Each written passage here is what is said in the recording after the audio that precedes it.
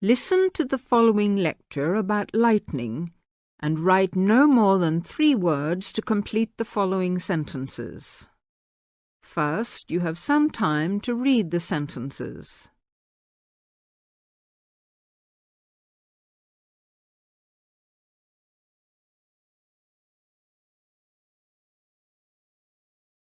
Now here is the lecture about lightning. In earliest times, man considered lightning to be one of the great mysteries of nature. Some ancient people believed that lightning and thunder were the weapons of God. In reality, lightning is a flow of electricity formed high above the earth. A single flash of lightning 1.6 kilometers long has enough electricity to light 1 million light bulbs. The American scientist and statesman Benjamin Franklin was the first to show the connection between electricity and lightning in 1752. In the same year, he also built the first lightning rod.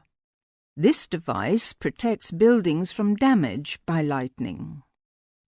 Modern science has discovered that one stroke of lightning contains more than 15 million volts. A spark between a cloud and the earth may be as long as 13 kilometers and travels at a speed of 30 million meters per second. Scientists estimate that there are about 2,000 million flashes of lightning per year. Lightning hits the Empire State Building in New York City 30 to 48 times a year. In the United States alone, it kills an average of 1 person every day. The safest place to be in case of an electrical storm is in a closed car. Outside, one should go to low ground and not under trees. Also, one should stay out of water and away from metal fences.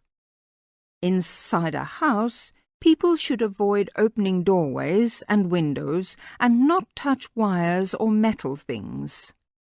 With lightning, it is better to be safe than sorry.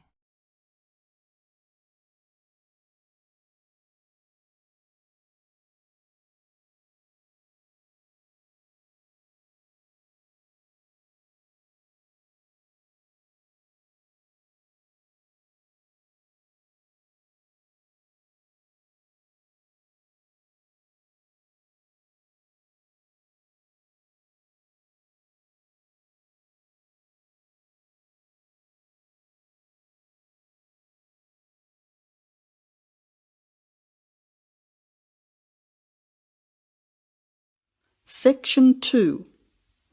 You will hear a recorded message giving information about an area where tourists can visit to taste local food.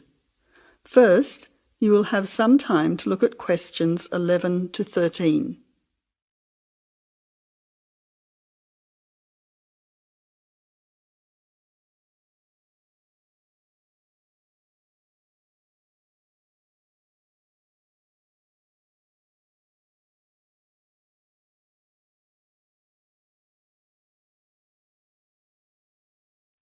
Now listen carefully to the first part of the message and answer questions 11 to 13. Welcome to the tourist information line for the Valley Food Trail. Here you will find many local food products for you to sample and buy.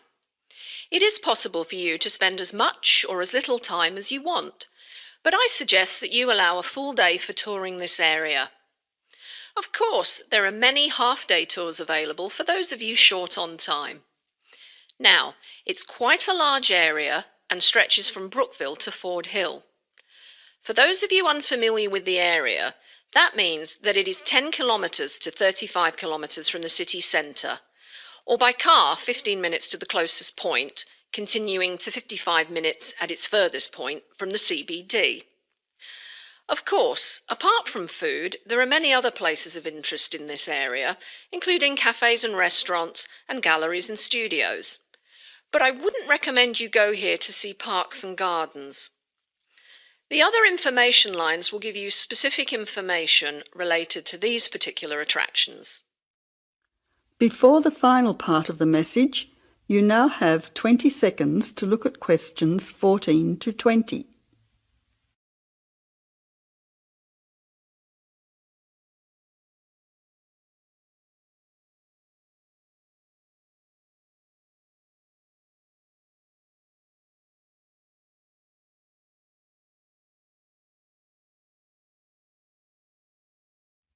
Now answer questions 14 to 20. But let's go back to food. If we begin in Brookville and head north towards Upper Valley in a clockwise direction, passing West Valley on West Road, we cross over Coast Road to come to our first place of interest, Magic Coffee. This is not to be confused with the Coffee House, situated opposite on the other side of the valley on the railway line. Magic Coffee is next to the Chocolate Company, which is on the corner. Just past the ice cream shop on the corner of John Street is the fresh produce shop.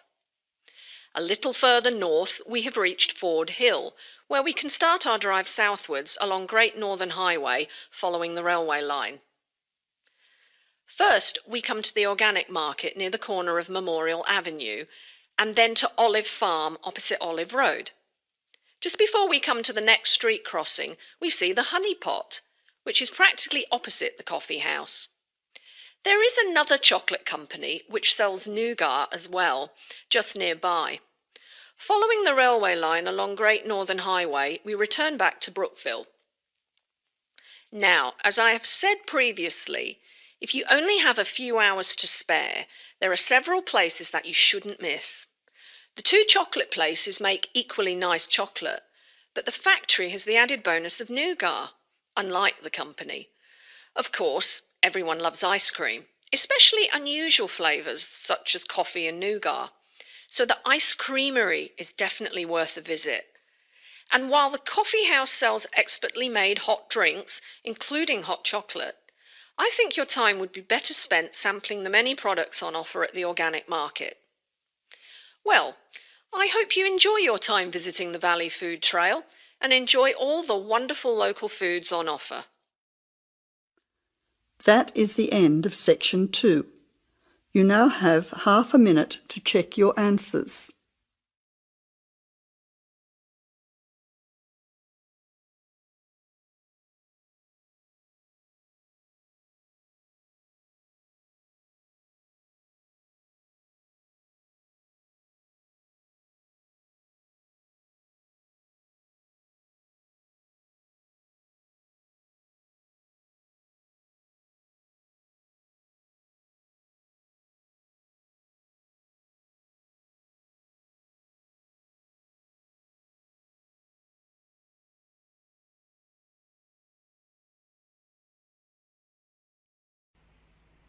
Now turn to section 3. Section 3. You will hear a conversation between two students, Lynn and Robin, who are discussing an assignment. First, you have some time to look at questions 21 to 30.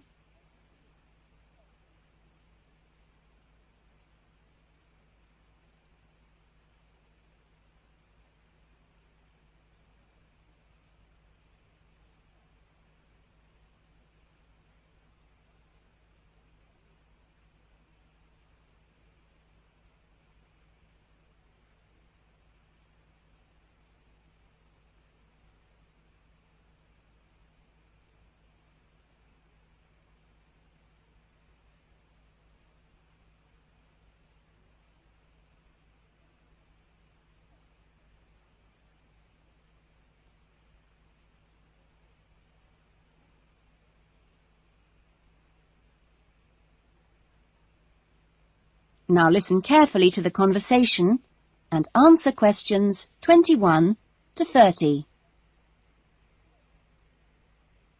That essay we have to write, the one on how children learn through the media, How are you planning to write it? Well, I've given it some thought, and I think that the best way to approach it is to divide the essay into two parts. First of all, we'd have to look at some examples of each type of media. Yes, what they are. Then we could describe how we can use each medium so that children can learn something from each one. Exactly. Maybe we could draw up a table and look at examples of each medium in turn. Let's see. The different forms of media would be the print media. Here you'd have things like books and newspapers, that sort of thing.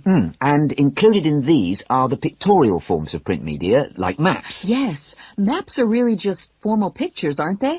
And then there are what we call the audio forms of media, where children can listen. CDs and radios are probably the best examples because a lot of children have access to these, especially radios. And this would lead into the audio-visual media, which can be seen as well as heard. Film, television, and we mustn't forget videos. Yes, but there's a final category as well.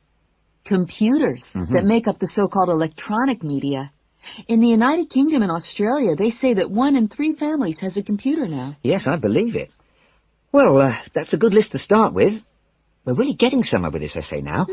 So let's move on to when each type of medium could be used.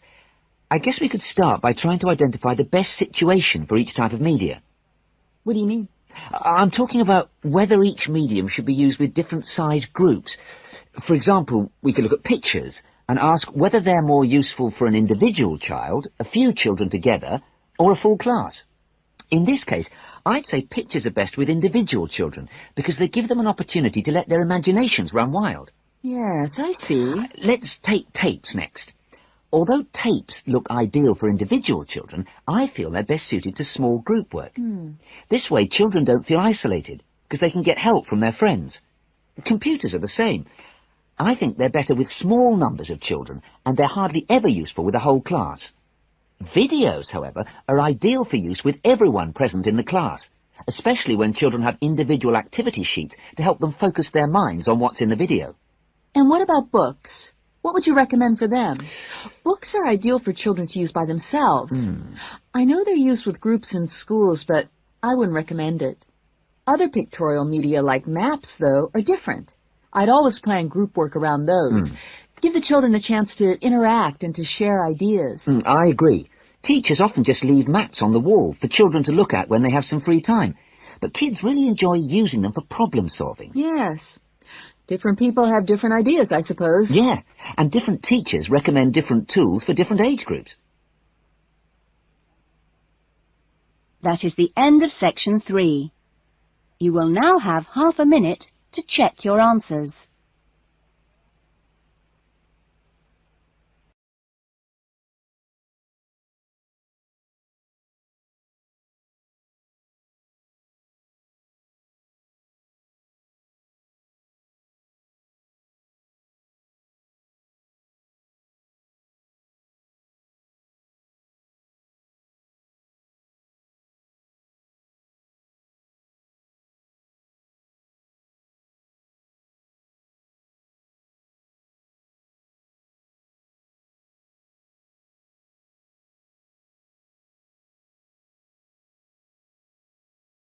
Now turn to Section 4.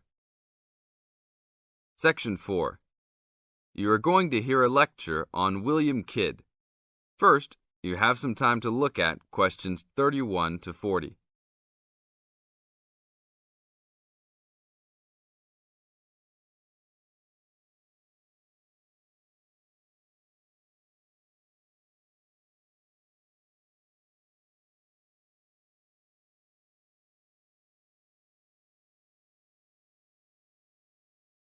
Now listen to the tape and answer the questions. A Pirate Story, William Kidd. William Kidd, who was better known by the name Captain Kidd, was a 17th century British privateer and semi-legendary pirate who became celebrated in English literature as one of the most colourful outlaws of all time. Fortune seekers have hunted his buried treasure in vain through succeeding centuries. Kidd's early career is obscure. It is believed he went to sea as a youth. After 1689, he was sailing as a legitimate privateer for Great Britain against the French in the West Indies and off the coast of North America. In 1690, he was an established sea captain and shipowner in New York City, where he owned property.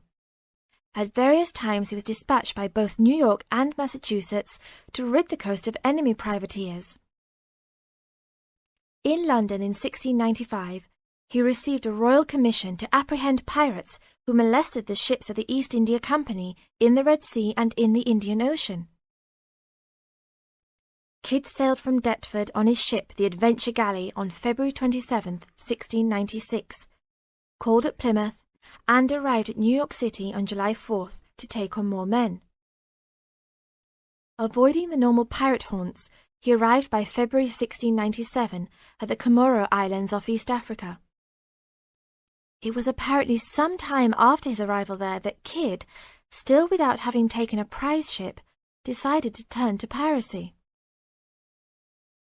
In August 1697, he made an unsuccessful attack on ships sailing with mocha coffee from Yemen, but later took several small ships.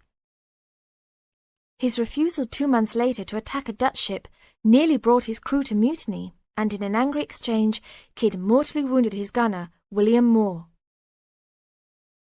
Kidd took his most valuable prize, the Armenian ship Quedda Merchant, in January 1698, and scuttled his own unseaworthy Adventure Galley. When he reached Anguilla in the West Indies, April 1699, he learnt that he had been denounced as a pirate. He left the Quedda Merchant at the island of Hispaniola, where the ship was possibly scuttled. In any case, it disappeared with its questionable booty, and sailed in a newly purchased ship, the Antonio, to New York City, where he tried to persuade the Earl of Bellamont, then colonial governor of New York, of his innocence. Bellamont, however, sent him to England for trial, and he was found guilty, May 8th and 9th, 1701, of the murder of Moore and on 5 indictments of piracy. Important evidence concerning 2 of the piracy cases was suppressed at the trial, and some observers later questioned whether the evidence was sufficient for a guilty verdict. Kidd was hanged, and some of his treasure was recovered from Gardiner's Island off Long Island. Proceeds from his effects and goods taken from the Antonio were donated to charity. In years that followed, the name of Captain Kidd has become inseparable from the romanticized concept of the swashbuckling pirate of Western fiction.